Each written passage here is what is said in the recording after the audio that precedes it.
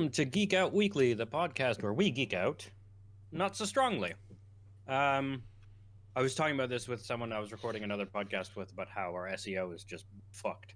There goes that explicit tag right off the bat. But like between Gods of Wars and Gears of Wars, yes, and which are in the gaming thing, which Out of Lives has some SEO around. But it's also just the fact that Google really wants us to spell it Weekly. So when I Google Geek Out Weekly, as someone who is like, they've profiled to like know about this, it sure says it doesn't even say did you mean it shows the results for Weekly, yes. and then says if you want results for Weakly. So for those of you who have found us, thank you. Hi. I'm Adil, the Rambler, and I'm joined this week, as most weeks, by Ben. Hey. And what are we talking about this week, Ben? We are going to chat the first couple of episodes of Marvel's new show, or their first Disney Plus show, WandaVision. Yeah. That we are, yeah. So they're the two only excellent episodes.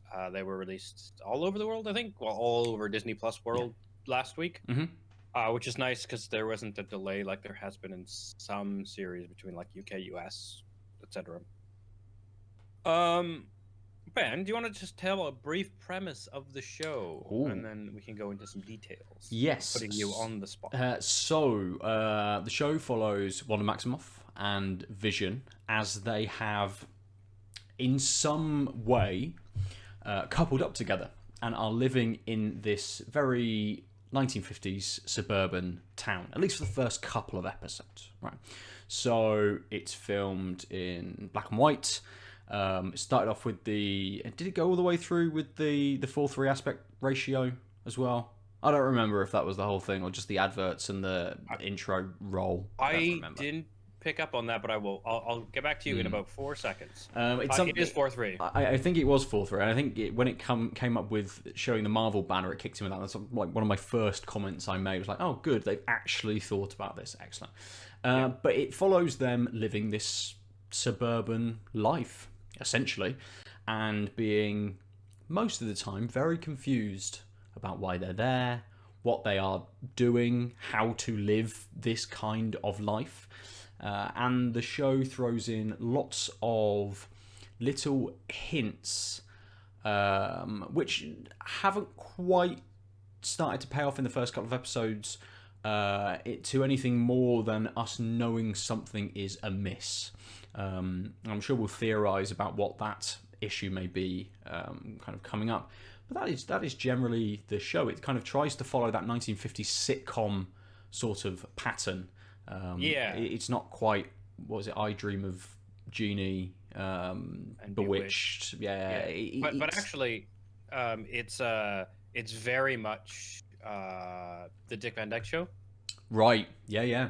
In both the, like, so this is my first question for you was outside of tell us what it's about, is what's your experience with these shows, out of curiosity? They're not things that I have watched a lot of. They're not the kind of shows that I watch. I remember seeing some either super early on in the morning on like Channel 4 when there was only 4 TV channels here in the UK, or seeing them maybe a little bit later. Lots of kind of references in other entertainment products, but I don't have a history with them. I've never watched all of them. I've just seen the occasional episode. Yeah, so I'm similar, except with the exception of the Dick Van Dyke Show. There was a period where it was just airing at the right time, and I remember watching episodes with my family and my sisters, especially, like for a stretch of time.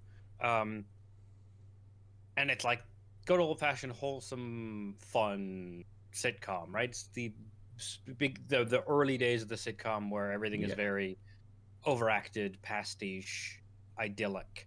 But what I found out is that guess who was consulted on these episodes? Oh, I suppose now you've mentioned it's going to be Dick Van Dyke, I suppose, isn't it? It is Dick Van Dyke. Really? Yeah, he was a consultant on these. Wow. And there's a really nice. So I really liked the theme song of the Dick Van Dyke Show. And so I have the like parts of the opening still in my memory, because when like the two were tied together, and I like have reinforced the memory by just like humming or whistling along to the original song. And he walks in the door and does the very overacting Dick Van Dyke thing. He trips over the settee and like goes whoa whoa whoa and catches himself, or like half tumbles, right? Yep. It's the very Dick Van Dyke tumbling thing. And in the opener in episode 1, where they do the whole we're doing the sitcom opener, Vision walks into but then visions through the settee. And it's Yeah. such a lovely nod to the Dick Van Dyke Show, because he's like, aha, I caught myself, versus like the way more physical hijinks. Yeah. It also is such a good, I thought, example of showing how they're going to show powers in this, because it's like weird twinkly animation whenever he like phases through something, versus just in like modern Marvel movies he just phases through things, but now there's like a twinkle. But I just thought it was a lovely touch. And yeah, so I was wondering about that, because so much of this like it rings fairly true to my, at least my memories of these. I haven't really watched these shows in well over 10 years, probably closer to 20. Things like the like the way, so like Wanda doesn't have her Wanda accent that everyone makes fun of. Yes. Because they are in a American sitcom. But the voice Elizabeth Olsen puts on is very pronounced. It is, yeah. And she is doing the TV of the 50s, where we say all of the syllables really well. And in a way that's kind of distracting. But it fits the pastiche, right? But I thought it was a very interesting thing, not only getting rid of her accent, but being like, wow.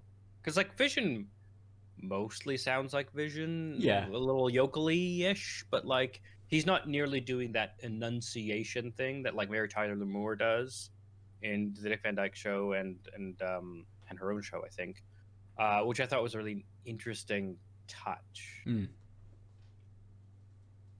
Yeah, so I just wanted to bring that up. That and like it's so like the first episode, the central premise of the episode is they don't know why they have a heart on their calendar. They assume that they've forgotten something important, but don't want to confess it to their loved one. And then it turns out it's the boss coming and his wife coming home for dinner, because it's Mr. Hart, and they put a heart on the calendar as shorthand. And that's such a standard, stupid. So there's so many like tropes from these shows. There's the, oh, I couldn't possibly reveal that I'm the bad partner. There's the phone, like they have the phone call misunderstanding, because now Vision knows about the heart thing, but Wanda is like, I figured it out, because she doesn't want to let her guard down. She's been chatting with a new friend who's like, oh, it's obviously this, and these are all of the things that you have to do.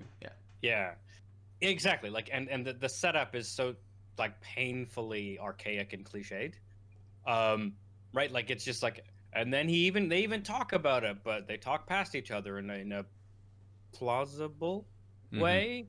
And then they have the boss dinner being up and down, and so I haven't seen Bewitched and stuff, but I assume between Bewitched and I Dream of Jeannie, they have all these like, quick, distract this person while the magic happens type thing. So I mean, the episode is just actually, it brought back weird feels of like, oh yeah, I remember watching these types of silly shows, which again wasn't a large part of my life, but I think it worked. And so I suspect for people, especially I'm assuming Americans, who probably saw these more in syndication, these shows, I suspect a lot more warm fuzzies. Okay. Yeah. But here's a question for you that I have. Who is this show for? I'm jumping straight into it, because like you said, there isn't a lot of plot, and I want to save all the like details of the switcher, like the overarching plot to later. But I think this is the meat and potatoes of like the general. Yeah, and we've had a question. We've had a question in the Twitch chat as well. Is it good? I think both of those tie in together. Is it good, and who is it for? Because I can see it being very good for people who enjoy those types of 50 shows, who get a good kick of nostalgia out of these, who wanted something a bit different from MCU as well. People who don't just want all of the action, they want a little bit of story, they like that slow build of things. For me, the answer to your question and the Twitch chat question is it good? I'm not quite sure yet. Is it for me? At the moment, not really. And I think I probably speak for my wife as well, who within the first 10 minutes went, can we just skip to the last 5 minutes and see what happens? Because it's too slow for me. And she's really a very she likes all of the Marvel films. She's not quite as au fait with like source material and all that sort of stuff as say we are, but she's a very casual Marvel cinematic universe or cosmic universe, whatever we're leading into now, fan. And even for her, I don't think it's quite there. So, I mean, I think, is it good? It's sort of hard to tell when there's clearly like a plot that is slowly being unfurled. It's kind of like when people talked about Lost and like, is it good? Is it worth it on like season 2, where people were like, it's kind of dragging. I'm not sure. It's like, is it worth continuing on? And that's unfortunately kind of a personal thing, but I would say that I'm still intrigued. I do have, like I said, some experience with the with that type of show, but I agree. Like, I don't, the second one was also a huge cliche, like, oh, the talent show and the queen bee. But I also feel like they are packing in a lot of these cliches into like a couple of episodes, versus like, like a lot of these misunderstandings or whatever would be stretched out. We met quite a few people in quite a little amount of time, which suggests some world building, and we're already starting to see by the end of episode 2 some fracturing, pretty significant fracturing. We'll get it to like the last 10 minutes of episode 2 and what we think about what that means and a bit later. But I don't think we're here for very long, which is why I think it's hard to tell if it's good or what. I think it's very remarkably brave of Disney, given their usual conservative stance of trying new things versus knowing what works and doing that over and over, to start with these 2 episodes, not on the weekly, but like, here are these 2 pastiche things. It's very experimental. Have fun. And I'm hoping that shows that like all these new Star Wars and new Marvel things that they're proposing have more experiments. I also suspect that we're not, like I said, I suspect we're not here for that long. Just because like, so the weird moment of like episode 1, really, except for the toaster commercial with the red diode, because the whole thing's in black and white 4x3, as you mentioned. There's the red diode on the commercial for the Stark toaster, and it's red, right? But then the whole thing is like the boss chokes on a bite of food, and everyone just sort of watches, and you don't do the standard Heimlich hijinks, which you're kind of expecting, because it's such a big, like, that's and it comes Dick back Van out. Dyke It hits his wife's plate or drops in her lap or something like that. And instead everyone just watches, and the wife, the boss's wife, just sort of goes in a loop, being like, stop it, stop it, stop it. Yeah. And in a very awkward, sort of laughy kind of way, like she's trying to play it as a joke, but there's this interesting point with all of the characters as to whether, and this comes on to kind of like theorizing about what's actually happening, but whether these are actual people and they have something making them do this, but there's some semblance of themselves. So she gets, while she's trying to play it off as a joke, she gets very flustered and agitated and then quite sort of scared, and builds up through that kind of emotion as she's repeating these same words, because she's obviously in a loop of some kind, but has maybe some kind of sentient thought, at least in terms of the situation that's happening, without trying to break out of this loop. Like it's interesting. There's loads of interesting Yeah. things happening, but Yeah, and I like that. So what I like about it is that it's all under the hood of this pastiche send up of I Dream of Jeannie and Dick Van yeah, Dyke and whatever. Um, I just don't know how much Marvel goodwill can carry that forward for people like you who just have no experience with that, or yeah, yeah. people like Kim who like the Marvel things for the Marvel setting. Because we'll touch on. Well, actually, let's finish this. So yeah, so like it's this weird. It seems like she's playing the role. Haha! Stop pretending to choke. Stop pretending to choke. But like in the real TV show, quote unquote, there'd be more panic, and then there'd be a save. Like there'd be that, and instead she's just on her face. It's she and slightly in her tone. She's like more concerned, but then she just sort of stops escalating and just loops Yes. at the same moment, which Yeah. I think is a brilliant piece of acting by. Can't remember her name, but she's the mum from that '70s show. I feel bad now. I don't remember her name. And then Vision, like instead of Heimliching, like lays him down and just visions out the thing. And that's after Wanda sort of seriously says, "Vision, stop him," in a very, again, kind of robot, or help him, I should say, robotic voice. And that's sort of the end of the. Then they all just get up and leave like nothing's happened. Yes. Right? Yeah. And so that's like your first real hint that something's weirder than the 50s. I think maybe for those of us who maybe haven't been keeping track, how did we last see? When did we last see these characters? Disney Plus has a little Marvel Legends short that reminds people of the histories of these characters, which I didn't know about until someone on Facebook mentioned, which I think probably would help, especially the non-Marvel people who are curious. But when was the last time we saw them? The last time we saw them, I think Vision was a big part of Infinity War. Having had the stone ripped out of his head towards the end of that, before Thanos does the snap, he obviously then isn't in Endgame. That's the right way around, isn't it? Infinity War before Endgame. He isn't in Endgame.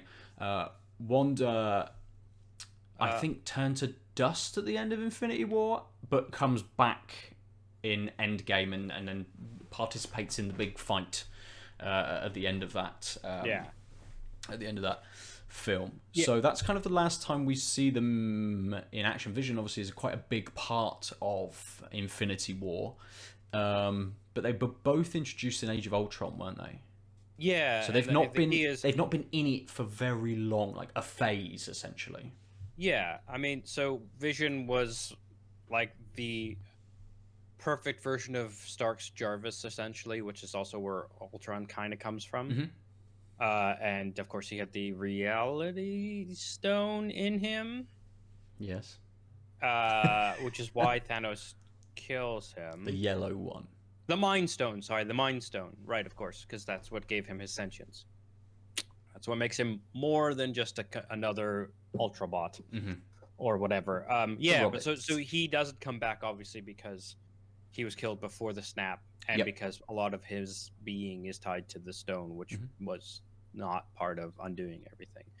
So, like, I think that's important because we get a sense that they're displaced, and like they are hazy. So in episode 2, we find out, or in that episode at the dinner, they're asked like, "How long you been married? Why don't you have a ring? Where are you from?" And they neither of them remember. And they feel kind of distraught. Yeah, and the husband, the boss, he chokes, doesn't he? Just after he's saying like, "Why are you here?" Repeatedly, he's like, just a few tell times. us. Slam. He gets angry Why are about you here? it. Yeah.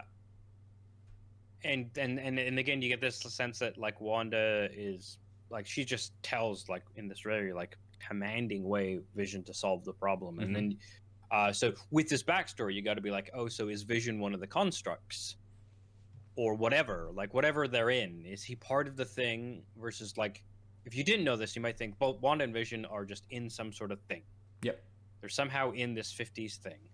But that moment, along with knowing that Vision didn't come back, sort of made me think, oh, is he part of whatever this is? And I think that's super interesting because he still has his powers, and he's in the same sort of epistemic position as her, of like not remembering anything, knowing they're weird, and having to hide it. Episode 2, kind of the same. It's again like the overtop is just this like talent show thing, and we meet the Emma Caulfield plays the queen bee of the town excellently. I mean, it's really interesting because I know her mostly from Buffy, obviously, where she played that demon who's now in human form and sort of just doesn't get humans and is very like detached and really self-centered because she's a demon, but also like learns what it is to be and appreciate other people. And here she's like, it's like that first version with no powers, just but socially with social prowess. It's a very interesting like Yes, yeah. it's like both the same role and remarkably different. Mm. And she does it really well, I think. But yeah, and on the way to the talent show meeting, we start to see other colors, right? Yeah. So I think when she cuts her hand, is it Dottie, the character's name? it's Dottie, yeah. Yeah. So Dottie cuts her hand, but before that, on the before they get to the meeting, there's that yellow and red helicopter. Oh yes, yeah, yeah. In the bush. Yep. That they had that like you get some sense maybe that was what was making noise outside, not the tree branches, just by the shot back to the tree branches that they were worried about in a very jokey part of the show. Yeah, so you see that. Then when they're alone after the meeting, Dottie, someone starts saying, "Wanda, who, where are you? What's happening? Who's put you through there?" the radio. Yeah, through the radio, and both of them are very concerned about this. And Dottie's like, "Who are you?" And like then the radio starts like static gets louder, etc. And then the glass in Dottie's hand shatters, and she's cut, and the blood is very red for a black and white show. And she like makes some comment about how a housewife will clean up after herself and wanders off screen. And that's sort of like all you get until the very end.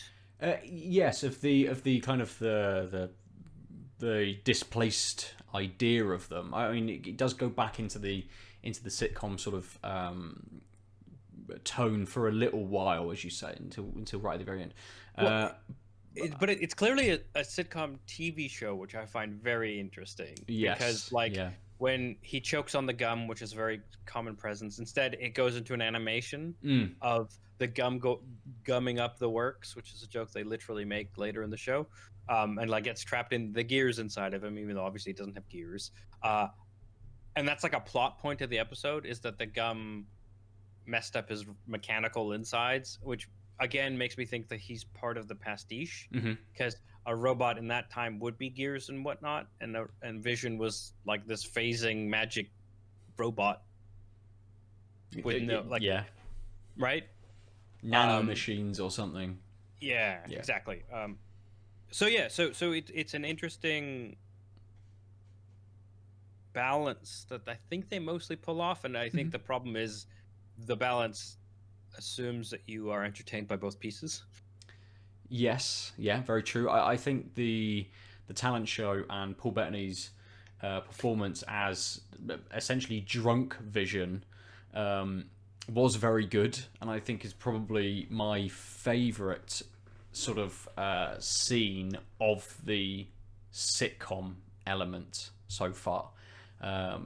Just because it's played very well by both of them. There are, you know, they're kind of pulling on their powers in interesting ways to try and cover them. You know, not Vision to try and cover it, but Wanda's trying to sort of counter and cover up Vision doing his powers and things. It's so hilarious and so well done. It's funny. It's a good back and forth between them. It shows them, you know, shows them both off and their capabilities still, and whether Vision is part of some kind of mind construct that Wanda is in, or whether it is some kind of big place that they've been housed by someone that's watching them, or whatever that kind of element is. It's interesting that Wanda doesn't seem to have, or at least understand that she has kind of control over the situation.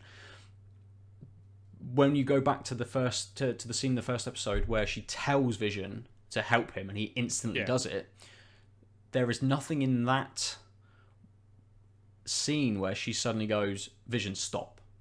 Or something like that. There's no control there. It kind of just plays out. And whether that's because she's not quite sure about what her capabilities and that sort of stuff is very interesting and does play more into the wider story about what is actually happening to them. So let's quickly cover the end of episode 1 and the end of episode 2, because those are the revealy parts, and then we can go into what we know about the universe and then therefore our thoughts. Yeah. So the end of episode 1 is super interesting because they play fake credits, the credits of the WandaVision show, the black and white thing, and then they zoom out, they pull out of a monitor watching the show, and it looks like generic science base, and there's someone with a keyboard sort of watching this monitor. And then so you're like, okay, so someone's observing this. We don't know in what capacity, whether it's like watching a mind or, like you said, trapped in some sort of thing. That's why I mentioned the word construct earlier, right? Some sort of thing that is observable. And then we cut to the regular credits, which are also the first part is just literally like a tech demo of how LCD screens work, which I really enjoy. Yeah. I was like, pixels. Oh yeah, layers of pixels. Yep, cool. This is kind of accurate. And then there's like a rose and whatnot, and it stops being accurate. But like that first 15 seconds is like literally like the layers of an LCD panel, and the like red layer. Anyway, so we then roll back to before we can do that. At the end of episode 2,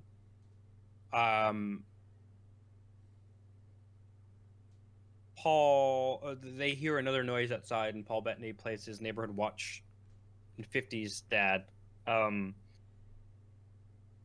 like wanders off. He goes outside to confront the issue, and then there's a manhole cover, and like part of me was just like, how nostalgia pastiche can this go? Please be a full color animation of Teenage Mutant Ninja Turtles emerging from it. Just have the world collapse. But instead, a black and white dude comes out in a beekeeper's outfit, and so you sort of see some bugs surrounding him, and he's got the sword symbol on the back of his outfit, which was also on the little model helicopter. Yes, it was on the little helicopter. Yeah.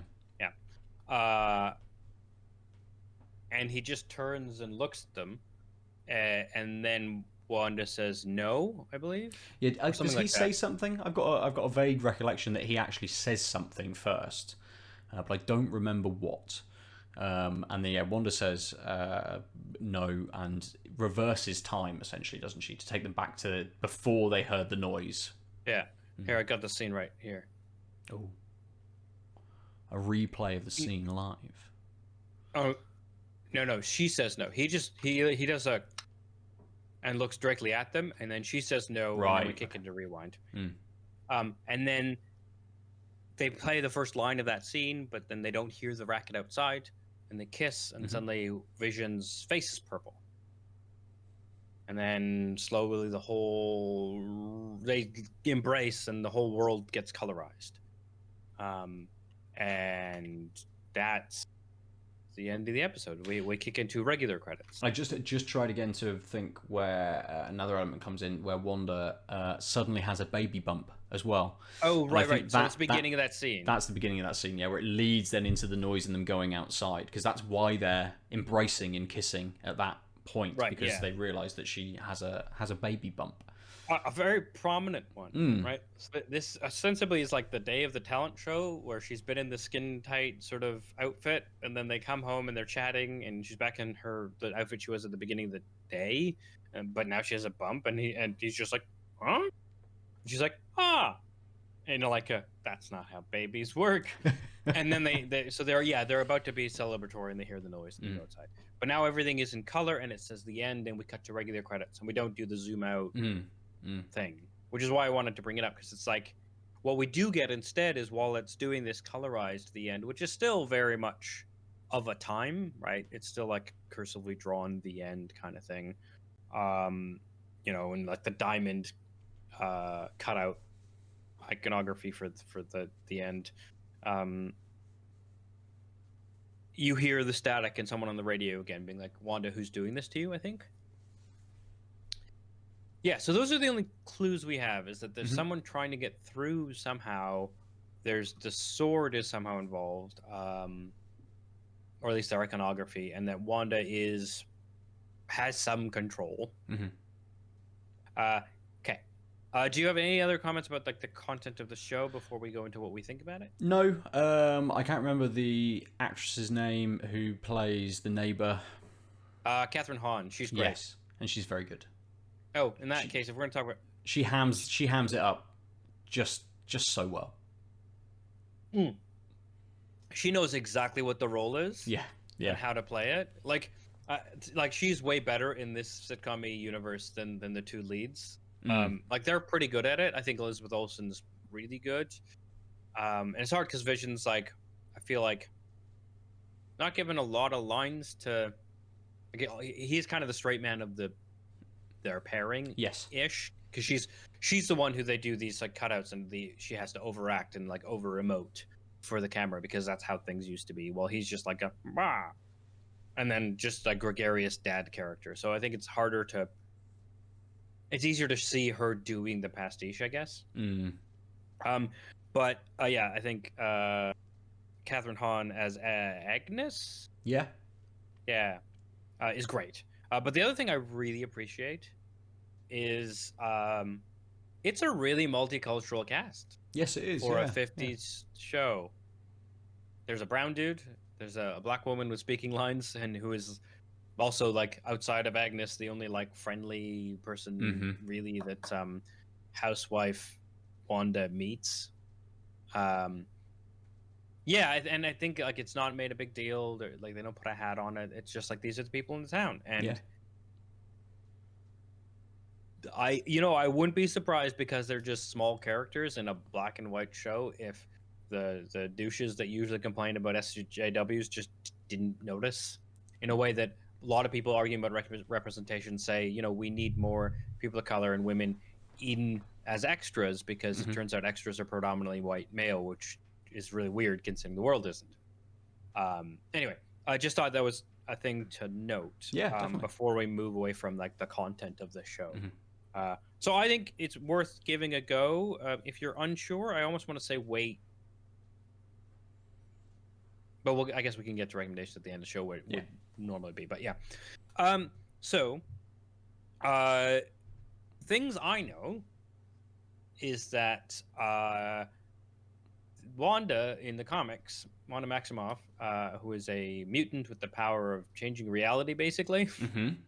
Small Magneto's kid, one of Magneto's kids. There's a little storyline called the House of M. Tiny one. Yeah. Do you want to tell us what that is? If you have it off the top. I I do realize not I've have been it off the talking for a bit. top. That's something I read a very long time ago. Yeah, I'm just looking in when it was. 2005? Yeah. Jeez. Was it really? Yeah. Um. So, but basically, the Scarlet Witch. Oh, now I can't remember when she. Oh, it's the end of House of M, is what I'm thinking of. So basically, Scarlet Witch and Professor X make a new world where things are better. Hmm. Um. But then. Let's see. Sorry, I'm just trying to read the thing now because I've gone deep into it. This is the problem when you kind of half have something up to reference. And they're like, Yeah, oh, but I'll and then just, you're I'll like, just, yeah. yeah, exactly. So basically, Quicksilver dies, in the big House of M fight, and then Scarlet Witch comes, brings him back to life, and then she says, "We're freaks, mutants. You've chose this over us, and you ruined us, Daddy." And then utters, "No more mutants." And the world goes to white, and then the new version of life on Earth of 616 for a while until the next thing Mm. is literally there's like 1% of the mutant population left. The rest have been demutanted. Yes. Mutants are no longer a huge part of the world. People who had powers before don't. It's real messed up. Yeah, so the number of mutants in the world has dropped from millions to a few hundred. And then Wolverine gets his pass back, and there's this whole shtick, right? And so the why I bring this up is because House of M is her reshaping reality to be utopic, and this feels very House of M-ish. Mm-hmm. It feels like my boyfriend died, and I'm running away. Yep. To this idyllic world, and he is not alive. Which is why I brought up the like commanding of him thing, and the fact that like he's not really seen observing any of these mysterious things. It's very much her who sees, apart from the beekeeper coming out of the sewer. Well, he's kind of with her, right? Yeah. He's with her. Yes. Yeah. Yeah. Yeah. So that like my assumption is that this is part of her mental break, which is like classic, which is a cool like in the MCU continuity, a cool way of triggering it, because it was triggered by basically Magneto's final betrayal and her brother dying because mutants. And this is like, well, in this world things are a bit different, but she did fall in love with Vision quite quickly, and they were attached, and she had this huge emotional arc in the last Avengers movies about, trying to save him, trying to like she rewinds time. No, she realizes she has to sacrifice them, has to go through all that heartbreak to save the universe. It's her emotion, like it's their arc. And then, of course, because Thanos has the time stone, he just rewinds time and then takes the stone first or whatever, because she like busts it. And that was the whole plan. The only plan was destroy the stone, but they do it in front of Thanos, so he knows exactly where to go to get the thing back, the time stone. Like, boy, you guys are bad at this. But yeah, so that's like House of M vibes is what I'm getting from it. But that doesn't explain a lot. Like, it doesn't. But it's whether. So obviously with Sword turning up and Sword being like Shield, but for space, whether Alien Shield, yeah. Do you remember what that stands for? No. Even though we've talked about it, no. Something World Observation. No, you want to say World. It's Sentient Weapon Observation Response Division. It makes even less sense the more you think about it. So, they're around. Sword are around, right? And I wonder whether she has already started showing signs of this mental break, and it's maybe a little bit of both. So it is a part of this is within her mind, but she's also being watched and guarded over by Sword, or at least some kind of agents, because maybe she has admitted herself to something, or they have taken her in because she started to show signs of immense break and deterioration. And I don't know whether we'll get into the idea of that. We're not going to see her suddenly sat in a building and her thoughts are going crazy and half of it is gone. So they've decided that she's too dangerous to kind of be out in the world. But I think the two of these kind of differing thoughts might tie up at some point. I don't think she's being forced to, at least for me, I don't think she's being forced to live this kind of existence. This is definitely something that she is perpetuating, but there is a bigger element kind of sat on top that may be either protecting her or just keeping her away from the rest of society whilst she deals with whatever is going on. I can't kind of see it. I don't see how the two of them kind of link otherwise, and I think it's just a bit. I can't see it being someone doing this to her, someone making her be in this world. But I don't know. Yeah, I agree with that, just because she has so much power in this world. Like if someone's making her, it's very odd that she can rewind time and undo the very appearance of this person, Yep. the beekeeper. Yeah. So I think so my like gut is she's created this world. I don't know in what. So my real curiosity is in what capacity does this world exist? Mm. Is this in her head, or is she like made a black and white 4x3 place? And what confuses me is the monitor at the end of episode 1. Someone watching it. Yeah. It is a TV show, Yeah. and like How how that does would that work. exist in the MC universe? Like what the fuck is that? How do you watch that thing, and what is she made to be that thing? Is like I can't quite see how they're going to bring those threads together. Mm. I think the beekeeper. So my suspicion is that Sword is worried about her and the extent of her powers, and maybe she's. So I thought maybe she's in the mental realm, and they've like put her in a box, Mm-hmm. and this is like one of their people figuring out how to get in, and the beekeeping outfit is just like the world's version of like an explorer's outfit getting into the space Yeah. kind of thing. But then it's like, oh, but again, that's why the TV show throws me off, because it's like it's not like she's just created a little pocket dimension, maybe that they're in, and they figured out how to breach it. It seems more likely given her powers than a mental thing.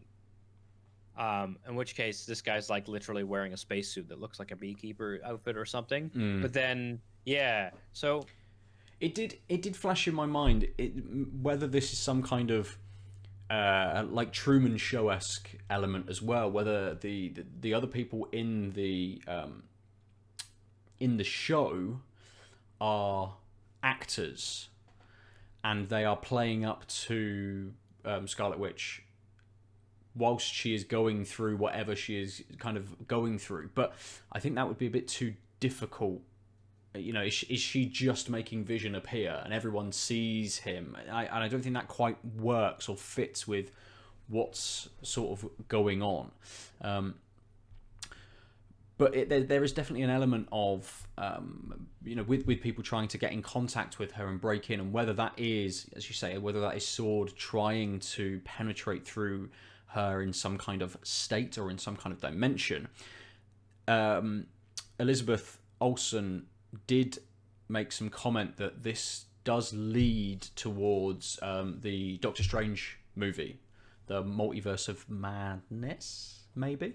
So whether it is either the setup for something coming, that rather than at the end of all of this, Wanda says there's no more mutants, or whether she fractures stuff in a way that creates more crossing over of different dimensions and things to then lead into the Doctor Strange movie, or whether this is just the beginning and the inkling that she has created something. She is in a different dimension. She has created it. And through the power of Marvel magic, people can just see what's going on, and it may be kind of explained.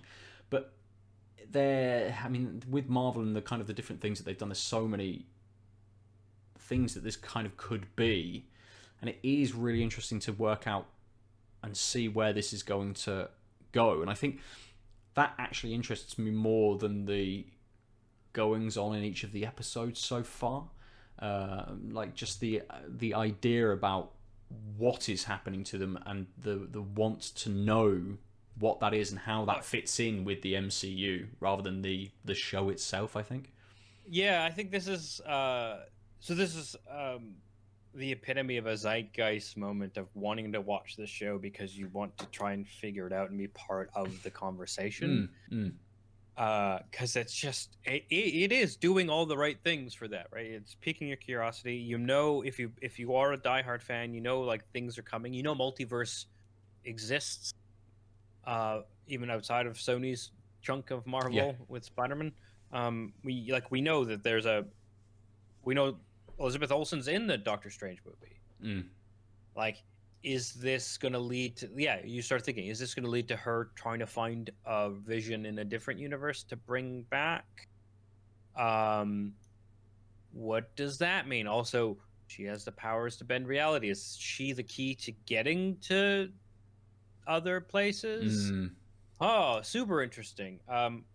I uh yeah, that's why my brain went to pocket dimension Yeah. as like a she's made her own dimension, and that's like, for some reason that either lets other universes know we exist or lets Doctor Strange know there's a way to them or something, right? Like that seems reasonable. I think that Sword is going to be the classic bad thing, trying to use her for bad or attack her because they're too worried about it. We can't, the the same mentality that like the Sentinels are in the regular X-Men universe, Yeah. right? The like you haven't done anything wrong, but you could, and that scares us, so we're going to rah, right? Mm. That just screams to me. I think the toy helicopter was a drone, like literally like investigating into this space, and she was shutting out whoever managed to get into the space in the beekeeping. Like he literally emerged from underneath. Like there's so many like narrative hooks that seem to bring in the notion that they're in a space and this guy got into it. Yeah. Um, times it's so in the last chunk of time, or rather, one of the last things I want to talk about is what do you want from the series? But I'm going to go first Okay. because one, I want more. I want the more of this, more learning about what's actually happening. I want Mm. the pace of information and clues to accelerate, as it sort of has been. But like I want episode 3 to be a lot more in more than like 15 seconds at the end. Yeah. Um, but the other thing I want, because obviously this series is playing with things, is they colorize, but you notice it's a very 70s Panavision sort of film grainy thing. I'm sure they're going to stick to sitcoms and just like maybe pastiche 60s, 70s ones, but I'd really like them to change genres. Like for some Ooh. reason, I was thought about like Remington Steele and Heart to Heart and these like 70s detective Mm.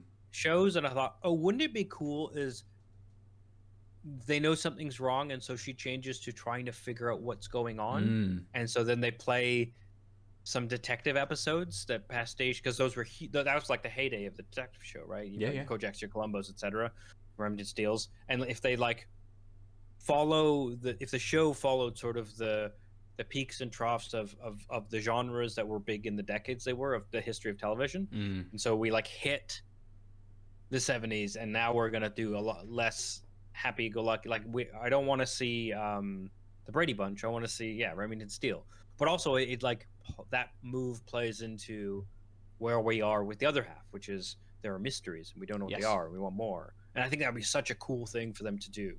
Yeah, absolutely. um, That's a very cool move and would be very, for me as well, would be very welcome. It's not something I'd sort of thought of really. My general thoughts about going forward were getting more into what's going on and the breaking of or the breaking down of this little area, world, mind, dimension, whatever it is that she is in, and the acceleration of that basically. I think maybe. We've seen images, stills at least, and in parts of the trailer and things where it does jump through time a little bit, where it gets into the, there's a bit more of a 70s aesthetic in terms of sort of what they're wearing and their styling and stuff like that as well. So we know it does do that, but that changing in genre would be really interesting on top of that move through time.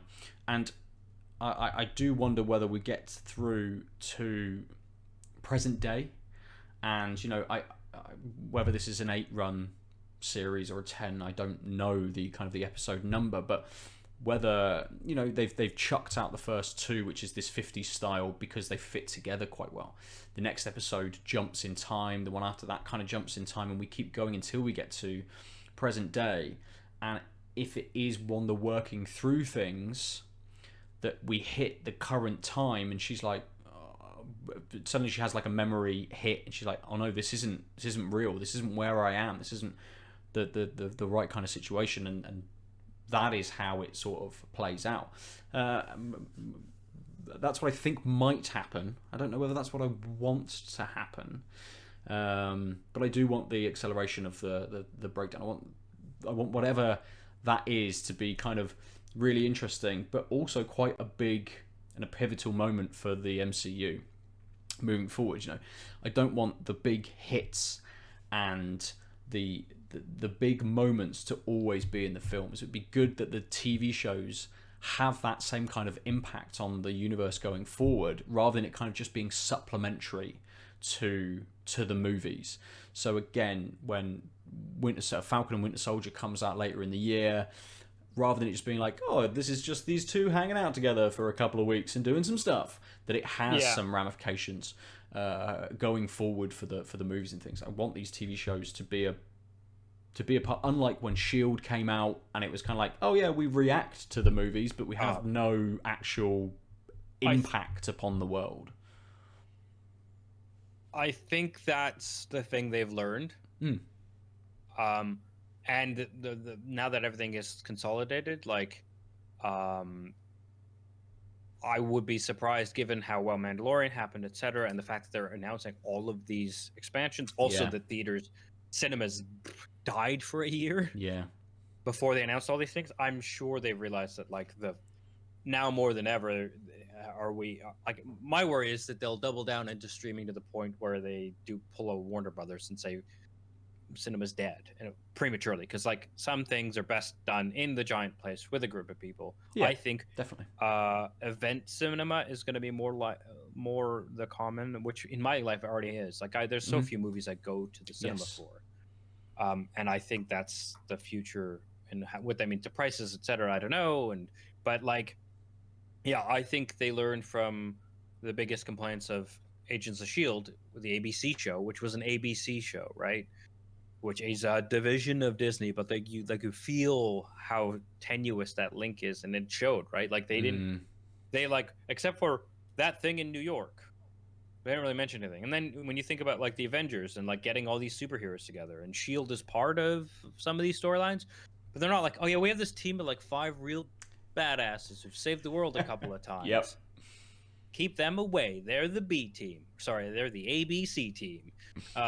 Like, it just doesn't make sense. And I feel like they've figured that out to the point where, like, they seem to be letting Sony build more of a corner of their universe with the next, and the multiverse stuff with the Spider-Man 3 stuff. And apparently, what's his name? The guy who played Daredevil is now going to be in Spider-Man 3. Oh, it's Spider-Man 3, really? That's what I read. Yeah. Not from the Netflix show, not Ben Affleck, Charlie Cox. No, Charlie, yeah. Which is an interesting way of, like, gathering the tendrils, but not under your umbrella. So I don't know. That might have been just. I recall it being a decent site which said it, but I don't recall how. Whether it's just a bit of hearsay or whether they say put we've together got from tweets. But I mean, we see a lot of. I mean, that movie alone is just bringing in a whole bunch of stuff, and, like, we know the multiverse exists, etc. Like, this all seems like a very big push to expand the ability to tell a bunch of simultaneous stories and do big and small screen, etc. And I think I'm excited to see this. This feels kind of like, I'm worried that this show might not be great, except it might be one of the classic, we need this to do the next things, which, like, Ultron kind of suffered for. Was like, this is just the middle Avengers movie. But also, we get these characters. Is it good? And and the Thors and the Iron Man 2s and 3s are like, okay, right? They're okay, but a lot of them were just, like, part of the umbrella, not necessarily thought of in and of themselves in a vacuum. And I hope this TV show doesn't live too much in that space, though it clearly is doing that role. The interesting things I will say is Randall Park, who plays Agent Jimmy Woo, in the Ant-Man movies, is cast in this. Right. Okay. It definitely sounds like that's him on the radio. Ooh. So, like, again, so this feeds into my theory that the person on the radio is not the same as is not from SWORD. The person on the radio is trying to, like, who's doing this to you? Like the dialogue very much seems like I'm your friend looking for you, and Sword seems very much like I am hiding from you. Mm, mm. Or at least she doesn't, right? It feels disjointed. I believe that is I think the central fight over Wanda and wherever she is like Sword and Shield fighting Mm. in this good bad guy sort of, I'm on your side but maybe not fully on your side Shield. But the other casting I didn't realize, except for that Teyana Paris, who played Geraldine, Mm-hmm. is dual rolled, and I don't Monica Rambeau Ooh. and Geraldine, and Monica Rambeau is also played by Tiana Paris in Captain Marvel 2. Oh, right. Oh, okay. Yeah, which When's that gonna be set? I thought it was now. Wasn't Right. Captain Marvel 2 now? I don't know. Oh, I see. A story editor on WandaVision penned the script. Right. So, yeah. Uh, but I mean, the fact that she's playing Monica Rambeau in that, and she plays Monica Rambeau and Geraldine in WandaVision, super interesting because, like, is Geraldine, like you said, like is Monica Rambeau like in this world pretending to be Geraldine, or is Geraldine like modeled on Monica Rambeau? Yeah. Yeah. Um, super interesting. I don't normally go this deep, but I pulled up the IMDb and I'm like, wait, I recognize a couple of these. The other one is, of course, Kat Dennings is going to be a big part of the series, and she was in Thor. She Is was she? she Oh. plays Darcy Lewis. Wow. Okay. Yeah, right. Like, so this is why I think we're either escaping to different pods of people, Mm. or these are the people who are coming in some way, shape, or form. I mean, we don't know how long big these parts are, right? But right, like main character from Thor and Thor 2, but then lost to the rest of, like, just didn't really show up in the other ones. Mm. And she's not part of Shield. She's just an intern, grad student-y sort of scientist helper Okay. thing, And if I recall Thor correctly. yeah, and what's the doctor from Thor? Bill Skarsgård. What's his character called? He's not gonna. Is he coming in it as well? Is he gonna appear? He doesn't show up on the cast list of this. Interesting. No, I've given you the ones that I recognize, and Yep. and they go pretty. So what I'm not going to do for reasons of spoilers is say how many episodes any of these people are in, Sure. because now that I've seen this, I'm like, it gives me an idea of things. Yeah. If people want that, they can go and find that themselves. Yeah, exactly. Because I didn't want to know necessarily how long certain characters might be in or out of the show, right? Uh-huh. Like that's a lot. Anyway, that's actually our hour conveniently. So before we actually wrap up, I just want to finish my thought from earlier, which is, in my opinion, I think this is something that if you aren't drawn in by the black and white sort of pastiche, if you don't have that nostalgia, I'd wait a week or so to hear what people are semi-spoiler free humming about this next colorized thing. Like, if it is the same genre and you're just not into sitcoms, it might be worth waiting to binge the season when you get a better idea of what the balance is of, like, sitcom send-ups and Marvel show is. Also, it might be incredibly disappointing, and there's no reason in this day and age to struggle through a couple hours of meh. But if you do have a nostalgia for sort of older American television, you get that even if you don't care about Marvel. And I'm curious, and I have seen a lot of the Marvel stuff, except for the Shield show. I watched like 2 or 3 seasons of that, and was like, no, I'm done with this. Yep. But I think I've seen everything else that's been MCU canon. But yeah, also the Legend show is worth checking out on Disney Plus if you have it. Apparently, because I didn't know about it or didn't watch it because I have a reasonable background, but it sounds like it gives enough so that you don't have to feel like you have to watch Age of Ultron and everything in between to get a sense of what might be happening. Nice. That's my thoughts on the show. Ben, what do you think?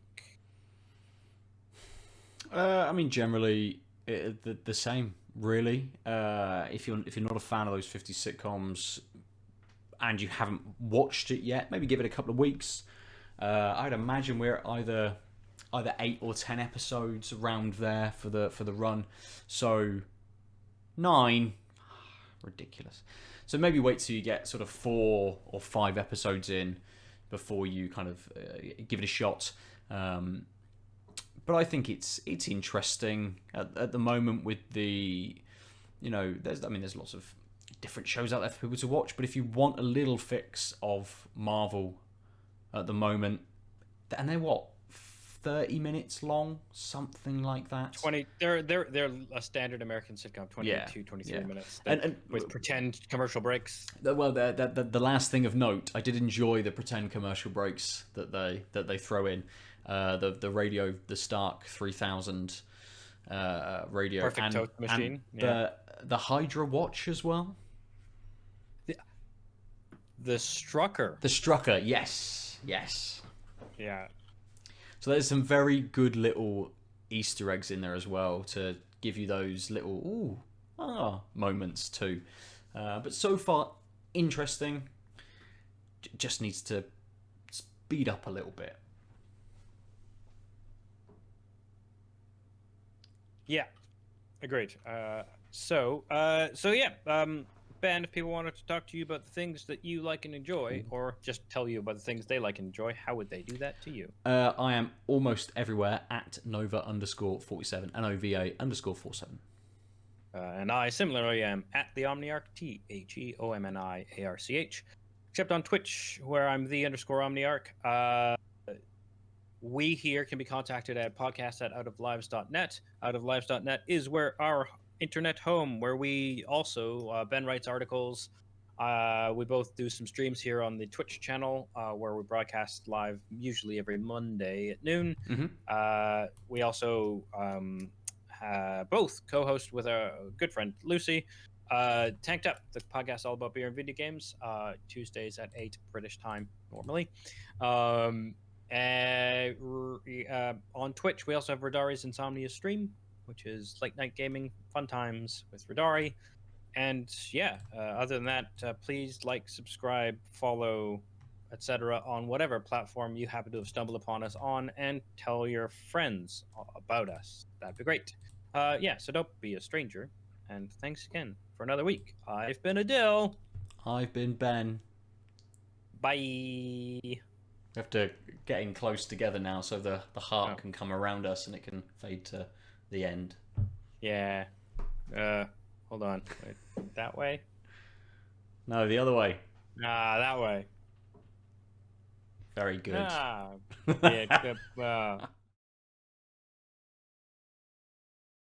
www.outoflives.net